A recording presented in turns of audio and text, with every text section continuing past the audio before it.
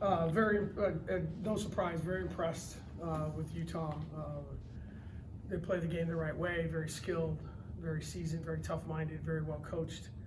I thought our kids competed, but at the end of the day, sometimes basketball is really simple, and it's a make shot, miss shot game. And they made some tough ones. We couldn't make anything, and it's tough to win at this level when you're playing with 2.5 offensive players. And we've got to figure that out somehow, some way. Don't know if we can, but we're going to try. But the effort's there. We haven't seen the results that we need, and hopefully we can figure that out. Kind of hinted at there, but how much do you need a third or a fourth person to step up outside of Audi, and Emily? I don't know if I can quantify it enough.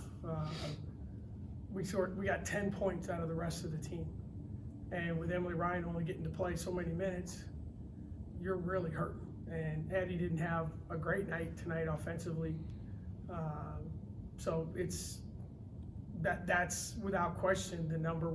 There's a lot of things to work that we have to figure out or get better, but you can't play in this league or any league probably and have 10 points from the rest of your team. We can talk about defense all we want. That's part of it, but yeah, I mean we're trying everyone, trying different combinations. But there's nothing we can do about it except work harder, coach better, figure out a new system, something. Because this isn't. I don't think it's going to change a whole lot with how people guard and how they're going to guard Audie and the physicality and the double team. So we got to figure something out.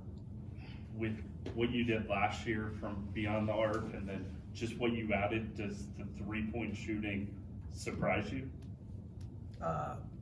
Yeah, I'm shocked. I mean, I don't really know any other way to put it. If you look at their numbers, and because of the way teams are playing us with the double teams, I don't know that you can get more open than they are. But that's basketball, and I think today it's not that simple at times, but sometimes it is. When they had an open shot, they made it a lot, and when we had an open shot, we didn't. And you can guard all you want, you can do a lot of great things, but the number one thing we talked about as a staff and as a team was we couldn't get beat badly on the 3-point line, and we got killed. And there's not enough ways to overcome that. And so we'll, because you have to shoot it, because when you're open and when the double teams come, you have to continue to shoot the ball. And I wish I had a great answer besides you look at every kid's history and their numbers are pretty good. Right now we're not very good. Defensively today, what do you feel like led to some of the good looks from three Utah was getting at the start of the game and at the end of the game? At the start of the game, we were not guarding 21 on the 3-point line. Kids made 8 all year, made 20 in their life. So we weren't going to go out there. We needed some help. And when you play a good team, and that's not what Audie can do anyway. She doesn't really guard in space. So for her, that was, they made 5 threes from their post players that have made 27 in their life. So you live with that. The other ones, a couple of them were defensive errors in transition. The one they made in the fourth quarter, they just ran a simple ball screen, and we've been switching it all day. We didn't. And again, they kick it, and great players make that shot, and that's what they did. So I would say half of them were my fault because we weren't really guarding their post players out there, and probably half of them were mistakes, either offensively or defensively, that led to open looks. And then I think back to Tank in the opener and Sydney Harris against UConn. You've had some big offensive nights from some of those bench players. Do you feel like you've seen enough from players like that where you can get them into a consistent scorer at some point this season?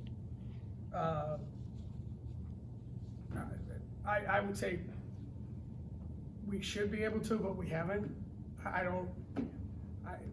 mean, like I said, yeah, they've had some games where they've made some shots, but the consistency has not been there. And we just, like I said, so now you're trying to say who's your better defender, who gives you something better if they're not making shots. And so we tried basically everyone today, and Sid struggled defensively, so we went in a different direction. I thought Tank's defense was really good, but she's 1 for 5. AJ guards really hard, but is struggling to make shots. So that's the uniqueness of basketball. Is I always think it's funny when they talk about players are two-way players. Well, that's what you're supposed to be. It's basketball. And right now we don't have enough of those guys that. But it's not like they've never done it, and you just keep hoping the moment. The problem right now is they're all in a collective slump at the same time. It's one thing to have, this one had an off week, or it's just we're all in that boat, and then we kind of force some things, and Artie has 5 turnovers, and so everything kind of feeds off of itself. So we just gotta. There's no simple answer. You just got to keep grinding and working and find ways to make things better. Bill, after I'd imagine when they started 7 of 7 from the field, and you talked about Toure hitting her first couple, you're thinking not another one of these probably. But then you recover defensively. I think they go through a 4 for 19 stretch. You're right back in the game. You mentioned effort earlier. Is that one positive you're taking? This the fight continues to come throughout the game, even as the shots aren't falling. Oh yeah, I have zero issue with the effort of our team. I really do, and it's the outside noise of critiquing the game is fine. That doesn't bother me one bit. Our job is to figure out ways to get our kids to compete, and I think they compete. They really do. They practiced well yesterday. They take ownership on what they're doing, but we've got to. I always tell them there's everything in life is you work really, really hard, and you got to work smart too. And it's not always about just the effort. There's got to be a collective commitment to doing things, and it's a group that's connected. They try. They're working at it.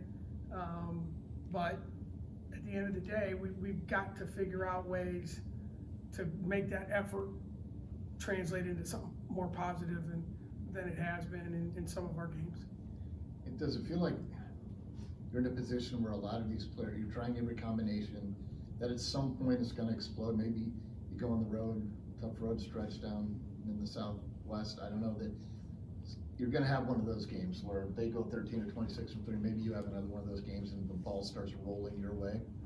Yeah, I mean, obviously, hope is not a strategy. Yeah.